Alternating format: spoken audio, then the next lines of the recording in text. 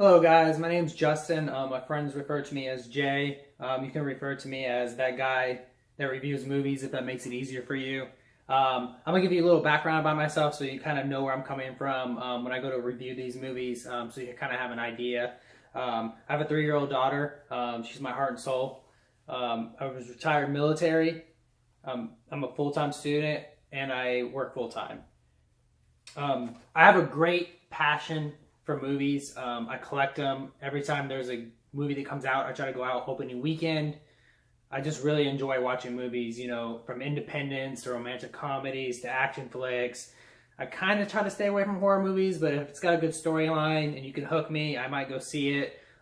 Thrillers are hit or miss. I'll go see a thriller if I think there's a really good storyline behind it. If you can kind of see in the background, I got a humongous DVD collection. I bet you if I sold all my DVDs back at full price, I'd probably be pretty rich. To kind of give you more insight, my top 3 movies as of this moment, and it kind of changes because it's hard for me to pick a top 3, let alone like a top 5 or top 10. My number 1 top movie of all time is Gladiator, and that's because it was the first movie that actually made me feel something. That came out when I was pretty young.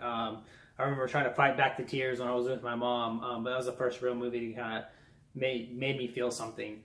Number 2, a more recent one, Interstellar. Why I love that so much was it was such a beautiful movie. The score was beautiful. It was a stunning video or movie. Just everything about it. I've watched that movie's long, and I've watched that movie more times than I care to admit. So a lot of it is, I mean, it was just overall a beautiful movie. And my last one, you guys will make fun of me for this, but The Notebook. I'll say Our Greatest Generation's love story. Great storyline.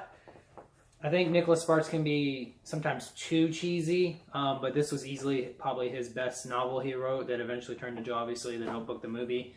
Overall, I loved it. Okay, so to get done with the introduction, to get to the brass tacks, what separates me from every other guy who reviews movies? I'm not here to dive and pick apart movies and say, oh, that's a plot hole, or this and that's wrong with it, or this was great. I'm here to answer the one simple question the average, everyday moviegoer wants to know. Should I go spend my $10, $20 to go see this movie? Should I wait for it to come out on Netflix, or should I just pass it all together? I'm a firm believer 90% of movies out there deserve to be at least watched one time. So you probably won't get too many movies unless it was just grossly bad that I'll say a hard pass on. But that's just me. Who knows how you'll see it. You can expect a video out of me either late Thursday night or early Friday morning. I'm going to try to see the top 1 or 2 movies that come out Thursday night. If I ever get the chance, I'll go Wednesday, just depending on release dates. But that's what I'm going to try to do for you guys. I eventually plan to add, I might add, you know, reactions to trailers, and because that's where the ratings came from, is I would rate based on what the trailer I saw. But let's go ahead and start. I saw a couple movies this weekend. I'm a week behind this, but I went and saw Blade Runner 2049. I thought it was a visually stunning movie. It had a great score. The score played along with everything that was going on in the movie. I just felt it wasn't out of place, and that's very important when you talk about a score of a movie. It was a good storyline with a twist, but kind of watching the trailers, I felt like there was going to be a twist, so it was kind of shocking, but at the same time, you expected it. So, I mean, there's a twist, but like I said, I think we all expected it. Now, this is coming from somebody who isn't a part of the cult following Blade Runner. It kind of has accumulated, so I don't know the backstory behind it. That's kind of how I felt about it. The only real negative thing I have to say about it is there were certain points, and very briefly, it kind of felt like it was being dragged on. The movie was a little long. But besides that, I think it's easily worth your $10, $20 to go to movies and see it. I love the movie. Like I said, visually stunning, great score, good storyline, nice little twist. And I enjoyed the ending too.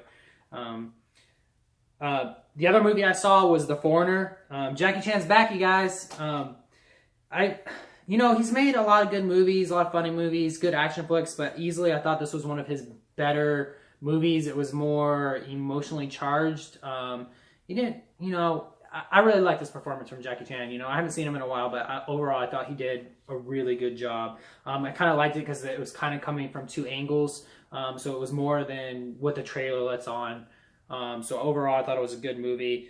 I would say if you're into action flicks, I would definitely go see it. I think it's worth going to see in theaters. If you're not a big action flick fan, wait for it to come on Netflix, but it's definitely worth a watch. It's got a lot more substance than most action movies do. Most of them are just shoot 'em up, bang 'em up. But easily, I think it's worth going to the movie theaters and seeing it. Worst case, not an action flick fan, wait for Netflix to come out and get it. So coming up next week, we have actually 3 movies I consider pretty big releases coming out. Snowman, Only the Brave, and Geostorm. I'm going to tell you right now, I'm going to pass on Geostorm. I'll wait for Netflix on that one. Don't get me wrong, I like disaster flicks. This one just looks overly cheesy. I don't know. I'm a big fan of Gerald Butler, but I'm going to pass on that one. I'm going to go ahead instead and see Snowman and Only the Brave, which Only the Brave is based on a true story.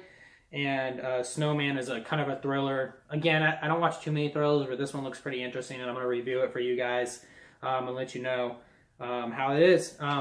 If you guys have any comments, suggestions, or anything like that, I'm free to suggestions. Or if you guys want me to review certain movies, I'm pretty open. Like I said, I enjoy movies overall, so I'll go out and see anything. Feel free to give me your feedback, and hopefully you guys will follow along with me every week.